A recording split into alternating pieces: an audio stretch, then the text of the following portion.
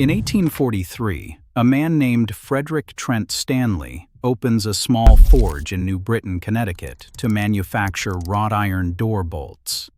He powers it with a single-cylinder, high-pressure steam engine shipped up from Brooklyn, New York. His starting capital is almost nothing. His factory is a converted armory on the corner of Washington and Willow Streets. His workforce fits in a single room. 167 years later, the company that carries his name walks into a boardroom and acquires Black & Decker for $4.5 billion, creating the largest tool company in human history. And the name on the door stays Stanley. This is how a bolt shop outlasted the Civil War, 2 world wars, a hostile corporate raider, a tax scandal that went all the way to the United States Senate, and the worst financial crisis since the Great Depression, and came out the other side as the apex predator of the global tool industry. If this is the kind of story you come to YouTube for, subscribe to Trade Archive. We cover the companies that built the physical world and the people who ran them. To understand how Stanley did it, you have to go back to the forge. Frederick Trent Stanley was not a first-time entrepreneur in 1843. He had already tried once. Born in New Britain on August 12, 1802, the son of Gad Stanley and Chloe Andrews, Frederick grew up in a town that was still more village than city. After finishing school, he worked in New Haven and Fayetteville, North Carolina, before coming back to New Britain in 1826. He clerked on steamboats, worked in general stores, and invested in a series of small manufacturing ventures, including a machine shop serving Hartford's growing iron trade and a brass foundry called Stanley Woodruff & Company. On July 4, 1838, he married Melvinia Chamberlain. They had 3 sons. Then, in 1843, the year Frederick opened the bolt manufactory, Melvinia died of scarlet fever at the age of 28. 2 of the 3 boys died shortly after. Frederick moved in with his brother William, his business partner, and raised his surviving son, Alfred Hubert, alone. He never remarried. That is the man who builds the Stanley Works. A widower with 1 surviving child and a converted armory on a street corner. In 1831, Frederick and William had opened a small house trimming shop in New Britain. It failed in the Panic of 1837. Frederick spent the next 5 years rebuilding before launching the bolt manufactory in 1843. The second attempt worked. Frederick's steam engine gave him a production advantage that the dozens of competing New Britain shops, most of them still running on hand power or water wheels, could not match. He mass-produced bolts, hinges, T-hinges, and chest handles at a price point that undercut the expensive European imports dominating the American market. By 1852, he incorporated the business as the Stanley Works with $30,000 in capital. First-year sales under the new charter came in at $7,328. The next year, $21,371.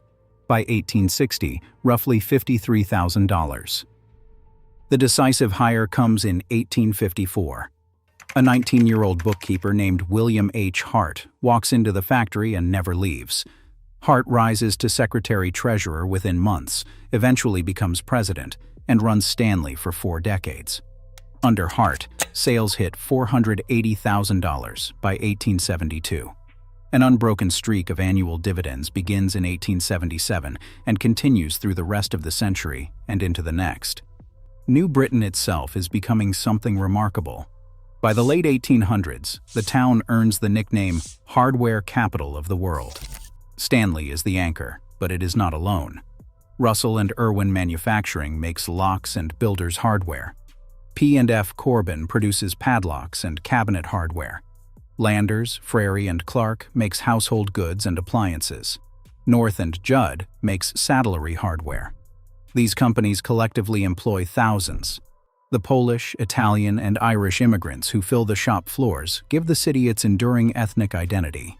And Frederick Trent Stanley, who serves as the first warden of New Britain in 1850 and its first mayor after incorporation in 1871, helps fund the waterworks, the public library, and Walnut Hill Park, designed by Frederick Law Olmsted.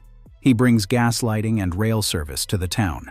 When the first locomotive arrives in New Britain in 1850, it carries a nameplate on the side. It reads, Frederick T. Stanley. But Stanley's most important strategic move does not come from Frederick.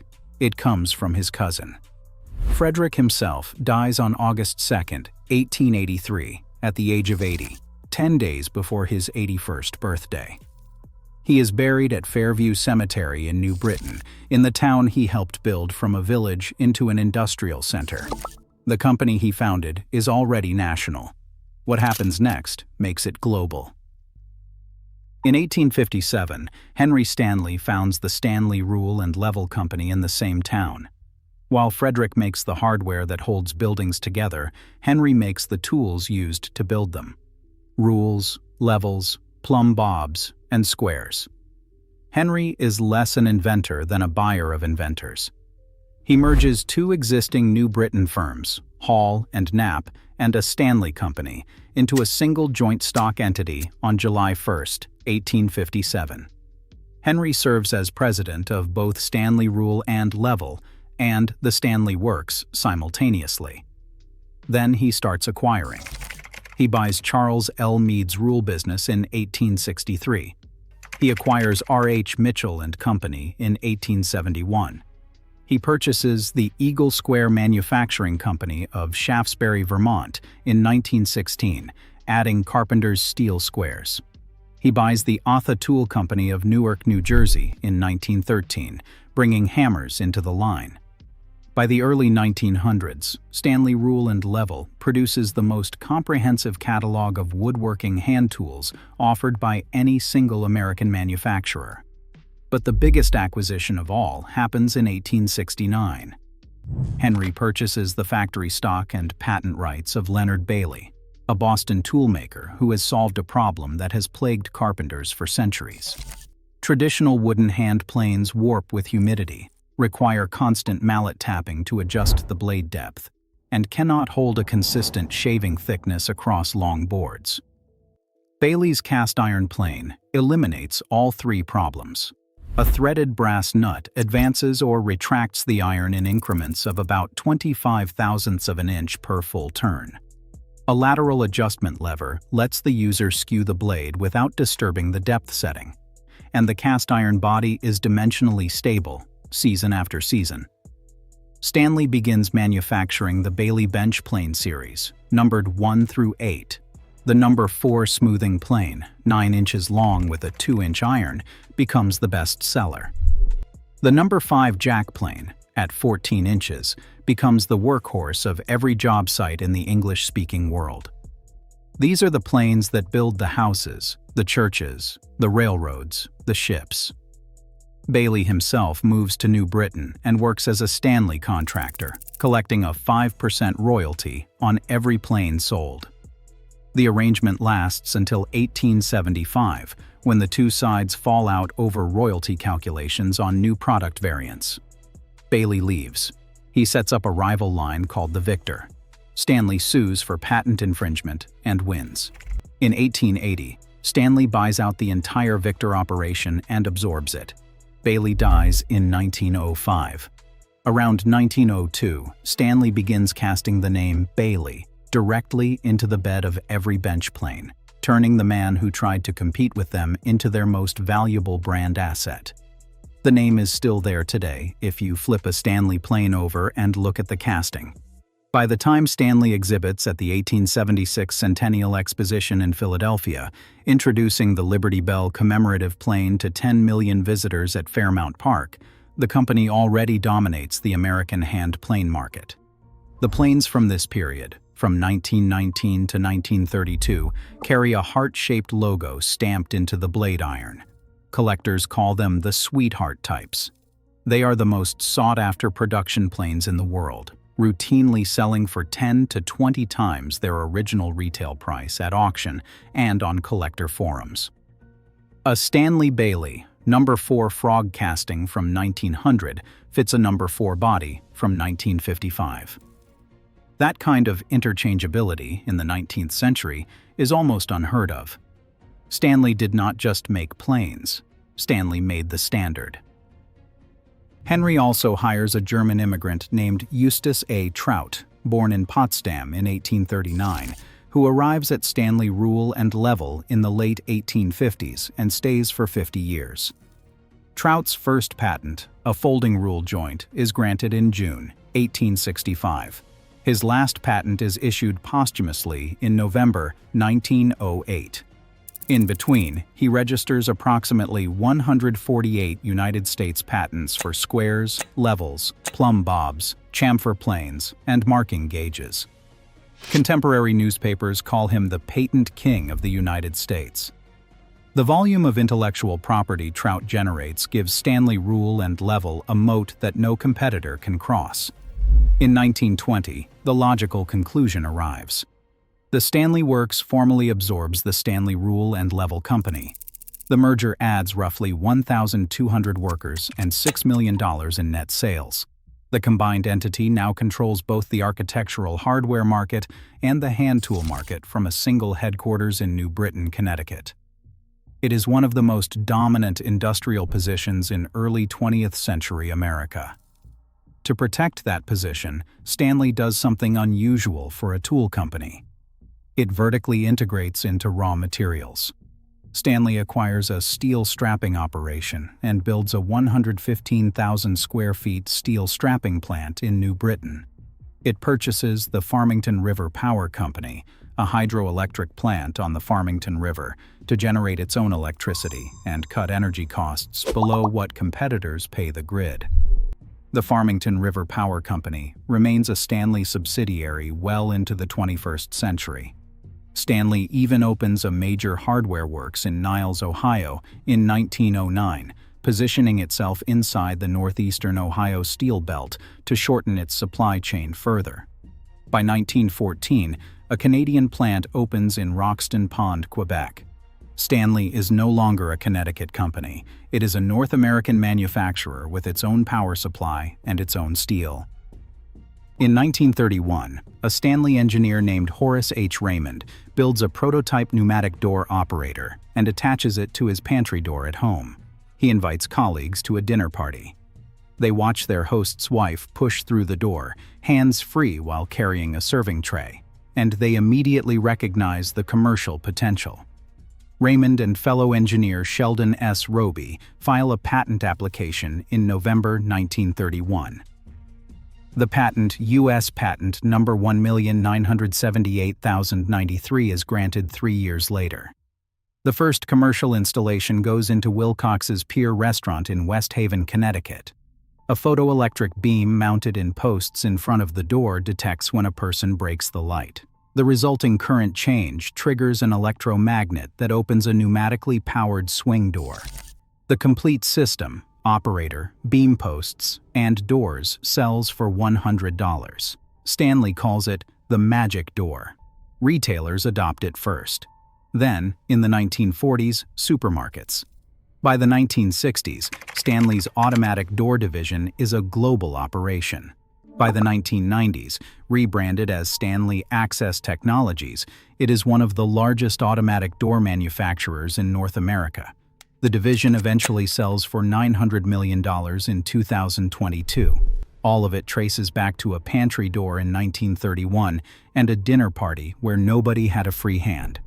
5 years after the magic door, in 1936, Stanley introduces the number 199 utility knife.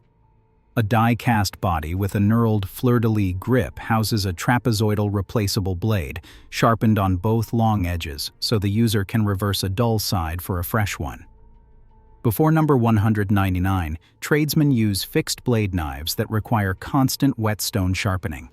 The Stanley design eliminates the whetstone entirely. The tool becomes so ubiquitous in the United Kingdom, Australia, and New Zealand that the term Stanley knife enters the dictionary as a generic term for any retractable utility knife. That is the definition of market dominance. When your brand name replaces the product name in the language itself, you have won. Then the war comes. During World War II, Stanley halts civilian tool production and converts its New Britain factories to military output. The numbers are staggering. Stanley produces 460 million belt links for machine gun ammunition, 36 million cartridge clips, bullet jackets, gas mask components, incendiary bomb casings, and ammunition box hinges.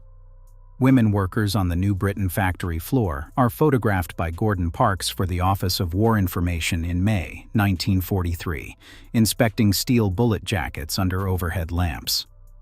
Wartime sales hit $44 million that year. The company receives the Army-Navy E Award for Excellence in War Production. The Steel Division alone earns the original E pennant, plus 3 subsequent Star Awards for sustained excellence across consecutive 6-month periods. The British Stanley plant in Sheffield, acquired in 1937 from the J.A. Chapman Company, produces hand planes, brace and bit drills, and millions of shell primers and tracer shells for the Allied effort. Chapman had manufactured bayonets for the British Army during the First World War. Now under Stanley ownership, the Sheffield plant produces for the Second. Stanley's pre-war German plant in Velbert, acquired in 1926 to serve the continental European market, is effectively written off as Hitler rises to power. It does not reopen until 1950. After the war, America builds. The GI Bill fuels the largest housing boom in the country's history, and Stanley is there to supply every framing crew, every finish carpenter, every general contractor. Stanley's annual dividend streak, unbroken since 1877, continues straight through the post-war expansion. By the mid-1950s, the company builds a new 115,000-square-foot steel strapping plant in New Britain to meet demand. Sales cross $100 million in 1955. In 1963, a Stanley engineer named Robert West files a patent for a new tape measure design. It is called the power lock. The innovation is a single-handed slide lock mechanism that lets a carpenter extend the blade, lock it in place with a thumb switch, take a measurement, and release, all without a second hand. Previous spring-loaded tapes require 2 hands and are notorious for dangerous snapbacks. West's lock eliminates the hazard. The blade is coated in DuPont Mylar polyester film, which prevents the measurement markings from wearing off in abrasive job site dust and grit. The case is a D-shaped chrome-plated ABS plastic housing that fits the natural grip of a working hand. The power lock replaces everything that came before it. The first spring-loaded tape measure patent in the United States dates to Alvin Fellows in 1868. The first concave blade design that holds its shape when extended unsupported arrives in the 1940s. But none of them can be operated with one hand while the other holds a pencil or a stud. The power lock can. It becomes the best-selling measuring tool in history. Stanley claims that NASA selected the power lock for inclusion aboard the Apollo 11 lunar lander in 1969. Citing its one-handed operation as essential for astronauts in pressurized suits with limited mobility. By the time the New Britain factory reaches peak output, it is producing roughly 30 million tape measures a year. If you work in the trades today, odds are the tape on your belt is a descendant of the power lock. Through the 1960s and 1970s, CEO Donald W. Davis doubles employment to 20,000 and pushes sales from $230 million to $1.9 billion. Davis joins Stanley in 1948 as a labor relations manager, works his way up to executive vice president by 1962, and takes over as president and CEO in 1966. He builds the largest hand tool plant in the world in New Britain. He takes Stanley into long-term debt for the first time and uses the proceeds to open factories in Latin America, Canada, France, and West Germany. He coins the slogan, "Stanley helps you do things right." Under Davis, capital spending averages $55 million a year between 1979 and 1983. In the 1980s, under CEO Richard H. Ayres, Stanley executes a burst of acquisitions designed to push the company beyond the saturating consumer do-it-yourself market and into heavy-duty professional segments. Mac Tools in 1980 puts Stanley in the automotive mechanics market, directly competing with Snap-on. Bostitch, purchased from Textron in January 1986, makes Stanley the dominant force in pneumatic nail guns and heavy-duty staplers for commercial framing and roofing. Proto-Industrial Tools, acquired from Ingersoll Rand in 1984, adds professional-grade wrenches and sockets. In late 1986, National Hand Tool acquired the Husky and Blackhawk brands. Stanley was no longer just a hand tool company. It had become an industrial conglomerate. In 1991, Stanley faces its first existential corporate threat.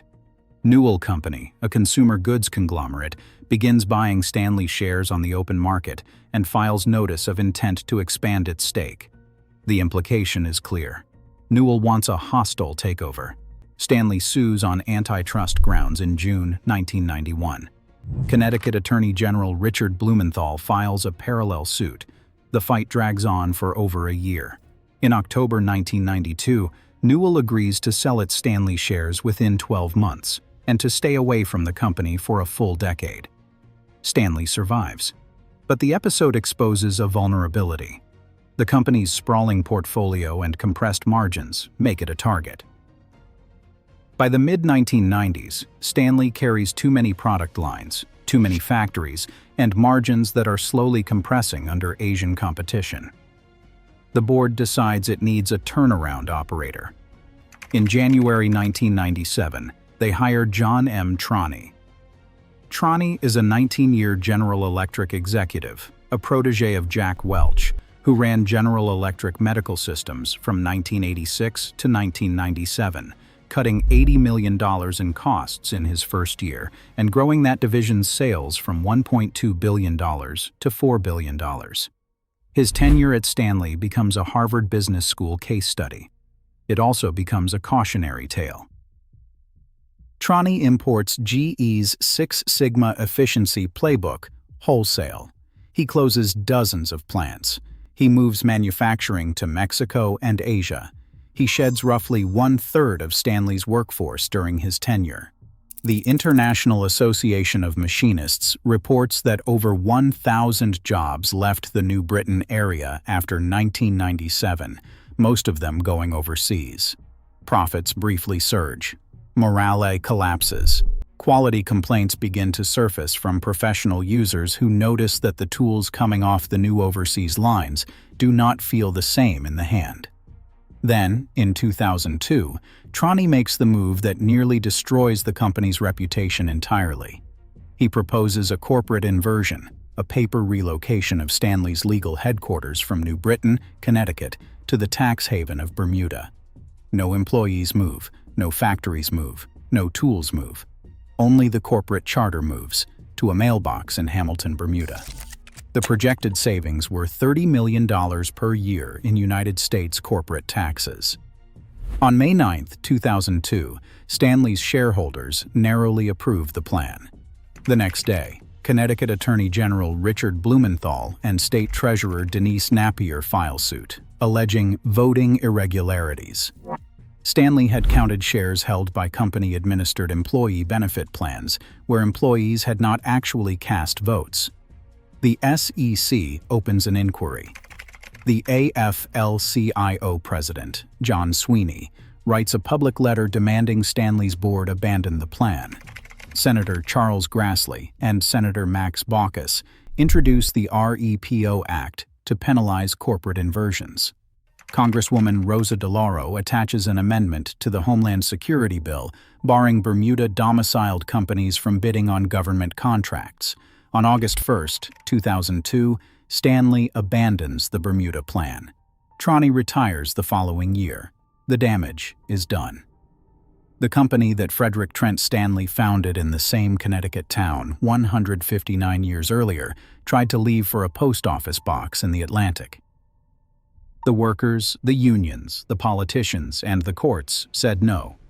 Stanley needs a new CEO who can rebuild the brand without burning it down. In March 2004, John F. Lundgren takes the job. Lundgren is an outsider. A Dartmouth graduate with a Stanford MBA, he spent his entire career in consumer paper and packaging at Gillette, James River, Fort James, and Georgia Pacific, most of it based in Brussels, London, and Richmond. He has never sold a hand tool. He has never run a hardware company. But he understands margins, brand portfolios, and how to kill a low-return business unit without sentimentality. His diagnosis is blunt. Manufacturing basic hinges and architectural hardware has become a commodity business, undercut by Chinese producers. The margins are thin and getting thinner. Stanley cannot win that fight, so Lundgren decides to stop fighting it. He restructures Stanley around 3 pillars. The first is professional hand tools and storage, the segment with the strongest brand equity and the healthiest margins. The second is commercial electronic security. In January 2007, Stanley acquires HSM Electronic Protection Services of Lisle, Illinois, for $545 million in cash. HSM provides alarm monitoring and access control for commercial customers, and the deal makes Stanley the largest commercial security systems integrator in North America overnight. The seller, a Chicago private equity firm called GTCR Golder Rauner, had bought HSM for $315 million just 3 years earlier. Stanley pays $545 million. That is how badly Lundgren wants into security. In June 2008, he adds Sonatrol, another commercial security firm, deepening the moat further. The third pillar is engineered fastening, specialty rivets and bolts for aerospace and automotive manufacturing, a high-margin, high-barrier business that commodity competitors cannot touch. Lundgren sells the legacy. The hardware and home improvement division, the hinges, the locks, the residential hardware that Frederick Trent Stanley started manufacturing in 1843, eventually goes to Spectrum Brands for $1.4 billion. Kwikset, Weiser, Baldwin, Pfister, and the residential Stanley hardware name all leave the building. It is the end of the original business. And it is exactly the right move. By 2008, when the global financial crisis hits, Stanley is positioned to survive. Lundgren had deliberately reduced Stanley's dependence on Home Depot and Lowe's, dropping big box retail exposure from about 40% of sales in 2002 to 14% by 2010. The company still takes an $80 million restructuring charge and eliminates 2,000 positions during the crisis. But the security and industrial diversification holds. Stanley's balance sheet stays strong. Its earnings, while down, do not crater. Black & Decker's do. Black & Decker, run by Nolan Archibald, is a consumer power tool company exposed almost entirely to the housing market. When housing collapses, Black & Decker's sales collapse with it. Supply chain debt mounts. Consumer demand for power tools evaporates. The company that once defined the American garage is bleeding. In November 2009, Stanley approaches Black & Decker. The deal is publicly described as a merger of equals. It is not. Stanley's CEO, John Lundgren, stays on as CEO. The headquarters stays in New Britain. The stock ticker stays SWK, Stanley's historical NYSE symbol. The new entity is named Stanley Black & Decker, placing Stanley's name first. The board seats split 9 for Stanley, 6 for Black & Decker. Archibald takes the title of executive chairman for a contracted 3-year term, but Lundgren runs the company. The deal closes on March 12, 2010. It is an all-stock transaction valued at $4.5 billion. Each Black & Decker share converts to 1.275 shares of Stanley stock, a 22% premium over Black & Decker's closing price. The combined entity generates $8.4 billion in annual revenue. The projected cost synergies are $350 million per year. The strategic logic is almost too clean. Black & Decker brings the power tools, DeWalt and the Black & Decker consumer line. Stanley brings the hand tools, the tape measures, the storage, the security systems, and the engineered fastening. There is almost zero product overlap. It is two halves of the same toolbox, joined for the first time under one corporate roof. Stanley Black & Decker becomes the largest tool company on Earth.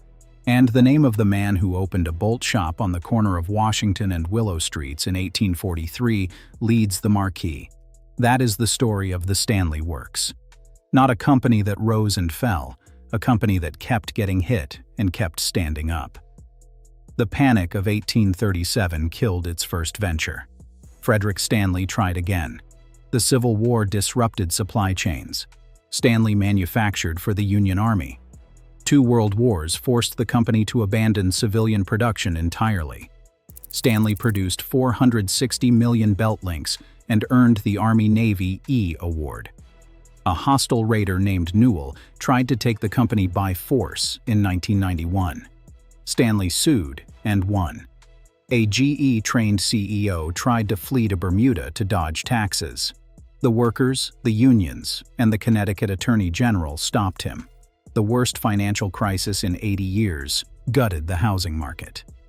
Stanley survived because John Lundgren had already moved the company's center of gravity away from residential construction. And when the dust settled, Stanley was the one writing the check. The tape measure on your belt, the utility knife in your tool bag, the automatic door you walked through at the grocery store this morning, the pneumatic nailer bolted to the compressor on the job site. All of it traces back to a steam engine, a converted armory, and a man in New Britain, Connecticut, who failed once and decided to try again. The name on the building is still Stanley. If you made it this far, you already know this channel is for you. Subscribe to Trade Archive for more stories like this one. If there is a company or a tool brand you want us to cover next, drop it in the comments.